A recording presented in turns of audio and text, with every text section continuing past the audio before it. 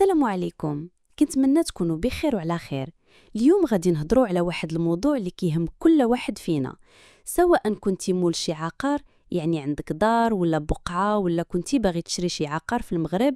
هادشي اللي غنقول لكم خصكم تردوا ليه البال مزيان، حيت كاين قانون جديد يقدر يخليك تضيع دارك ولا ارضك واخا تكون محفظه، وكاين بزاف ديال الناس اللي طاحوا في هذا المشكل وباقين كيطيحوا فيه. اليوم غادي نوريكم كيفاش تحمي راسك كمول العقار من النصب، وكيفاش تحمي راسك كمشتري باش ما تكونش ضحيه ديال عصابه العقار. ردوا البال مزيان، راه هادشي اللي غنقول لكم ماشي هضره خاويه، هادشي قانون جديد ووقائع كتوقع يوميا. تخيل معايا عندك واحد الارض ولا واحد البقعه ولا واحد الدار ولا اي عقار كان، وداك العقار ديالك راه محفظ، يعني عنده السند ديالو كلشي ديالك وقانوني. تقدر تكون انت ساكن في داك العقار ولا مخليه خاوي، ولا كاع انت برا المغرب وداك العقار في المغرب ما كتشوفوش بزاف. كتجي واحد النهار ولا كتوصلك شي خبر من شي واحد، ولا بالصدفه كتمشي تقلب على الملكيه ديالك في المحافظه العقاريه وكتفاجئ بالواقع. كتلقى ان داك العقار ما بقاش باسمك، تباع لواحد اخر. وكيستغرب الواحد كيفاش هادشي وقع، انا ما بعت، ما كاين لا عقد بيع لا والو. هنا فين كيدخل داك الشخص اللي ما فراسو والو، داك النصاب اللي كيتسمى بالدارجه عصابه العقار. هاد الناس كيستهدفوا العقارات خصوصا اللي كيكونوا مهملين ولا مولاهم بعيد. شنو كيديروا؟ كيمشيو كيزوروا التوكيل، يعني واحد الورقه باسمك انت المالك الاصلي. هاد الورقه المزوره كيعطيو فيها الحق ليهم لهادوك النصابه باش يبيعوا داك العقار ديالك بلا علمك وبلا موافقتك. كيديروا هاد الورقه بشكل احترافي وكيبان كلشي فيها قانوني. من بعد كيمشيو يقلبوا على شي واحد باغي يشري. هاد الواحد مسكين كيكون واحد الانسان اللي عنده نيه مزيانه، ما فراسوش ان هاد الناس نصابه، وما فراسوش ان التوكيل مزور. كيعجبو العقار، كيشوف الوراق اللي جايبين ليه التوكيل، كلشي كيبان ليه مزيان. كيعطي فلوسو لهادوك النصابه وكتم العمليه ديال البيع، سواء عند موثق ولا عند عدول ولا عند محامي مقبول في النقد اللي كيدير عقد ثابت التاريخ. هاد الشري كيدير الاجراءات ديالو، كيخلص الواجبات ديالو، وكيمشي يسجل داك السند ديال العقار بسميتو في المحافظه العقاريه. صافي، دابا ولا العقار مسجل باسم الشاري الجديد والفلوس ديالو في جيب النصاب. مول العقار الاصلي ما ساق خبر حتى لشي حاجه.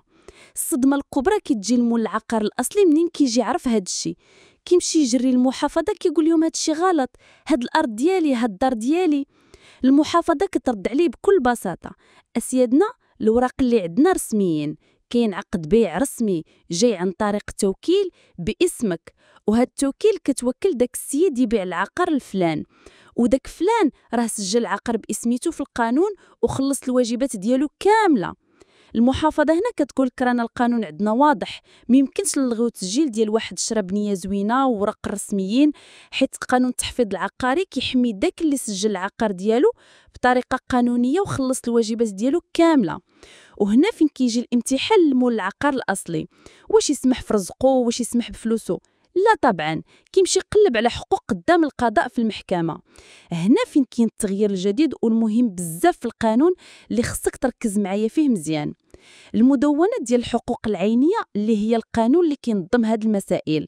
في المادة 2 ديالها كتقول لك: واحد تثبت انت مول العقار الاصلي ان التوكيل اللي تباع بها العقار ديالك كانت مزوره، وانك ما وقعتيش عليها، وانك ضحيه نصب واحتيال، القانون ما كيقولكش صافي رد ليه عقارو، لا، كيقول لك هذاك المشتري اللي شرا راه شرا بنيه زوينه وهو ما مشاركش في النصب وما زواش التوكيل، اذا حتى هو القانون كيحميه. ولكن عندك واحد المده اللي هو جد مهمه. القانون كيقول لك عندك 4 سنين، اسمعني مزيان، عندك 4 سنين من نهار تسجل داك العقار باسم المشتري الجديد في المحافظه العقاريه. الا دازت هاد 4 سنين وما مشيتيش للمحكمه وطالبتي بالحق ديالك، راه ما بقاش عندك الحق طالب باسترجاع ديال داك العقار ولا حتى تسترجع الفلوس ديالو، يعني حقك القانوني كيمشي عليك. تخيل معايا، تقدر تكون دارك كتسوى حتى 10 د الملايين ولا حتى 100 الملايين وتمشي لك بسبب هاد 4 سنين هادي. هادشي ماشي ساهل، ولكن هادشي هو القانون اللي كاين دابا، وهذا هو التغيير اللي كاين. إلا فاتت المدة ما بقاش عندك الحق. إذا شنو هو الحل؟ شنو هو الدرع اللي نحمي به راسي كمول عقار من هاد العصابة وهاد النصب؟ الحل بسيط جدا وما كيخسرش بزاف د الفلوس. عندك شي ملك في المغرب سواء كنتي ساكن فيه ولا مخليه خاوي، ولا كتساين الوقت المناسب باش تبيعوه ولا تقسموا مع شي حد، ولا انت برا المغرب وعندك املاك هنا، ضروري وبشكل دوري كل عام ولا على الاقل مره كل سنتين. ولكن نصيحتي لك هي كل عام سير البوابه ديال المحافظه العقاريه ولا المحافظه نيشان، جبد شهاده الملكيه ديالك. هاد الشهاده هي بحال بطاقه التعريف ديال عقارك، كتشوف فيها واش وقع شي تغيير في السند ديالك، واش تسجل عليه شي بيع، واش تفرض عليه شي حجز. هاد الشهاده كتكلفك واحد 100 درهم تقريبا. 100 درهم في الورقه سنويا ماشي شي حاجه كبيره قدام قيمه دار ولا ارض.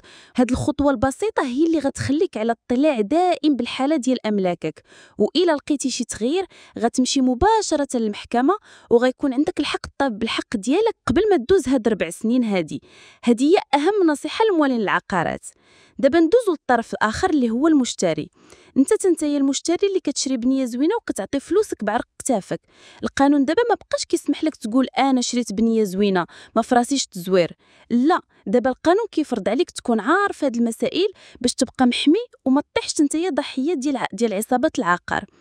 الماده 4 من المدونه ديال الحقوق العينيه جابت واحد الشرط اساسي ومهم جدا. أي عقد بيع ولا وعد بالبيع، يعني اتفاق على البيع في المستقبل ولا توكيل اللي غادي تستعمل في البيع ولا الشراء، خصها تكون يا إما عقد رسمي ولا عقد تابي التاريخ. شنو كيعني هاد الشيء؟ العقد الرسمي هو اللي كيدار عند جوج مهنيين محددين في القانون، يا إما عند الموثق اللي هو النوطير ولا عند العدول. هادو هما اللي عندهم الصلاحية القانونية والمهنية باش يديروا لك عقد رسمي موثق ومسجل وكيكون قانوني 100%، وكيصهوا على صحة الوثائق. أما العقد اللي كيتسمى التابي التاريخ هو عقد كيديروا محامي مقبول في النقد، يعني ماشي أي محامي، خصو يكون محامي عنده الصلاحية في النقد. هادو هما الطرق الوحيدة اللي كيحميك بها القانون دابا كمشتري. إذن النصيحة اللي غنعطيك، إلا بغيتي تشري شي عقار ولقيتي شي واحد جايب لك شي توكيل ولا ورقة مصايبينها بيناتهم ومسينينها، ما تشريش بيها. راه هادوك الوثائق دابا ما بقاوش كيتعتبروا كافيين باش يحميوك. القانون كيقول لك دابا خصك تكون عارف هاد التغييرات وتكون فاهم في المعاملات ديالك العقاريه.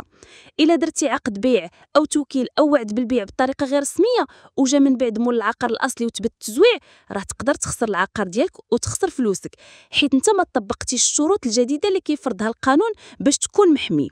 هاد التغيير جا باش يزيد من الامان في المعاملات العقاريه ويقلل من النصب والاحتيال، وكيفرض عليك انت المشتري تكون مسؤول على الطريقه اللي كتشري بها وتاكد انك كتعامل مع مهنيين كفء. الخلاصه واضحه لجميع الناس. الا كنتي مول العقار، حافظ على رزقك بزياره دوريه للمحافظه العقاريه. كل عام خرج شهاده الملكيه ديالك باش تاكد ان كل شيء هو هذاك وما تخسركش داك الاجل ديال 4 سنين اللي يقدر يضيع لك كل شيء. وإلا كنتي باغي تشري شي عقار، تأكد 1000% أن العقد اللي غادي تشري به سواء كان توكيل أو وعد بالبيع أو عقد بيع نهائي ضروري يكون عقد رسمي عند الموثق ولا عدول ولا عقد تابي التاريخ عند محامي مقبول في النقد. هادشي ماشي اختياري، هادشي إجباري دابا باش القانون يحميك وما تلقاش راسك ضحية للنصب. هاد المعلومات اللي جبت لكم اليوم مهمة جدا وحيوية، كنتمنى تكونوا استفدتوا منها بزاف. راه الوعي هو أول خطوة للحماية. شكرا لكم على حسن المتابعة، وإلى اللقاء فيديو جديد إن شاء الله مع معلومات جديدة ومفيدة.